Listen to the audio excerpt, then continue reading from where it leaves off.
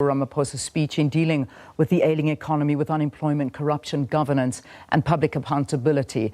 We have three analysts in studio with us. We've been getting their views with regard to SONA. We'll continue this discussion as our rolling coverage of SONA begins this morning. So again, let me introduce them to you. We've got Jamie Mighti, political analyst, Hermann Pretorius, writer with the Institute of Race Relations, and Khanyi Magubane, who is also a political analyst. Just also on a side note, Sakina is out at Parliament this morning doing a preview for us, and Thandi Modise is expected to be joining her shortly. As soon as she does, we will certainly will join them for that conversation. So do stay with us. But Khanyi, I want to just pick up on what we heard our Deputy Speaker saying, Letshisa Tsenoli, about the EFF, the disruptors.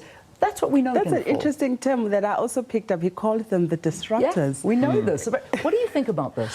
I think that, the EFF is trying to once again get the attention, because we know for a fact that there is process to be followed. You don't just go to Parliament and wave your arms and saying, remove this cabinet minister, remove the cabinet minister.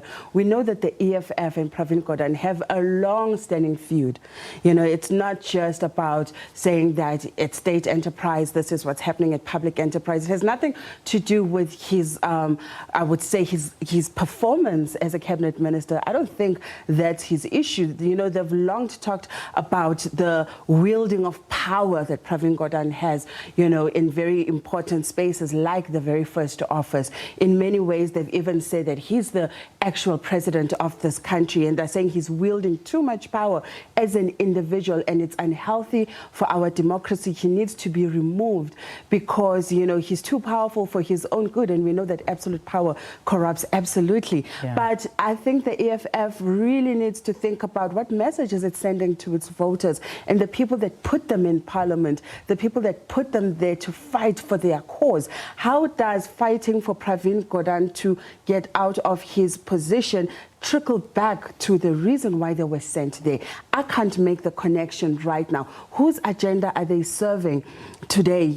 And we know that security is going to be tight. We know the EFF has released a statement saying that they are aware that they are going to be police disguised as parliamentary security, with an intention of being able to mete out force and, take them out forcefully. We know that pressures are high in the EFF camp tonight. People want to see, are EFF going to carry it out? They've threatened it. They said they're going to do it. Are they going to do it? That's what the voters really want to see. And at the end of the day, I want to see, what do their followers think about this? Is it a case of just blind following?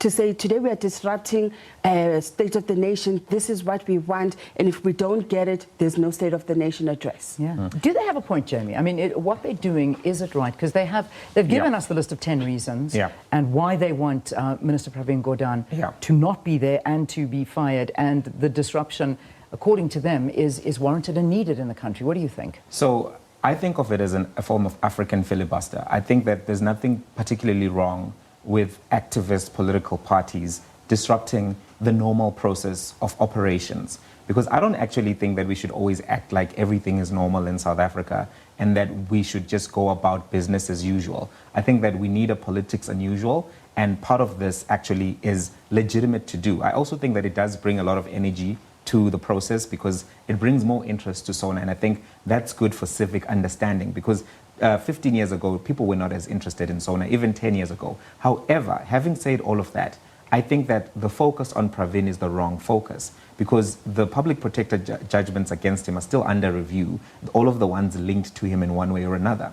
But there's a bigger issue that I think the EFF could have spoken to, and that's the issue of fees must fall. The nation has been going through this turmoil where students have been burning down university buildings, saying that they can't access institutes of higher learning. We are speaking right now about high youth unemployment. We're speaking right now about a high unemployment level, how we need to reboot manufacturing, how we need to achieve that by making sure we've got more engineers, more scientists, and more people who can actually bring us into the manufacturing game at a competitive level. If the EFF had said that, listen, we need you guys to intervene immediately in the situation that is happening in the universities across the country. While there are not protests everywhere, the challenges being faced by the students at UWC and UKZN are consistent with the challenges being faced across TVETs and the other 24 universities. If they had said that, I would have been more in agreement with the particular strategy. Obviously, it's a hit strategy for them to do that because their core fans appreciate seeing disruption and they don't have any love for Pravin. However, I think that it's not the same as attacking Jacob Zuma after the State of Capture report came out, after the Nkandla report came out. I think that those were more clear judgments from the Public Protector's Office as opposed to this one, which is still undergoing a court process, which could end up overturning it. So I think that if they had said, we are not happy with the state of the situation. And remember, you have a lot of fees must fall activists who are in parliament from the EFF and also from the ANC. So this to me would have been, we're a young party. Agenda for that. Exactly. Because you came up with something quite interesting. It was a story that you were telling us just off air, Hermann, about the sense on campuses and when, yes, you do see a lot of violence on the campuses and the protesting and everything is happening, but behind the scenes, the youth just want to study. They are desperate to study. Perhaps you could just fill us in on that. Yeah, no, I think you sum it up better than I could put it. I remember being at university while these protests were taking place, and there was a broad acknowledgement that the concerns are real, the grievances are real, but there was also this frustration that the grievance was being addressed in a way that was, as it were, breaking the ladder of social mobility and socioeconomic mobility for other students. It's not a case that the grievances were the problem. I think many students were frustrated that they couldn't get their education, that they couldn't write the tests, that they couldn't engage on that level to better themselves, knowing that they're going to face tough economic circumstances. And I must say I agree with both of my colleagues, and I think it was Jamie who said the other day that it's thanks to the EFF that interest in the state of the nation address is so high, and I think that's absolutely right. So I tend to agree with him that the disruption is politics, it's democracy. It should happen and it must happen, and it focuses the attention on Parliament, and it gives Parliament a role that I think, especially under the Mbeki years, became weaker and weaker and weaker. But the question now is, does this speak to the concerns of the youth? And I don't think they do. I think Khanyi is absolutely right when she says that the youth doesn't look at the political landscape of South Africa or the economy and say, you know what, Pravin Gordhan is my problem. I think they think, I want to go into business, but I don't have the access to skills or upskilling. I want to go to TVET colleges, but they've been tragically defunded. And while I agree with Jamie that engineers and scientists are needed in this country, I think plumbers, builders, electricians, the people who actually with their hands build our communities, that's more important. If the EFF could say, Mr. President, we're not going to let you speak until you tell our communities how you will get those skills to them, then I think their protest will be on the absolute moral high ground. Well, there you go. Look, we've got to get to Cape Town because that's where all the action is taking place. And Jamie, I have to end off with you because I did ask my both guests the priority, and I did also mention about the orange overalls. Do you? I mean, that is not the president's decision. These are all still under review, courts, commissions, inquiries, as you mentioned in your first answer. Lots of talks and commissions happening.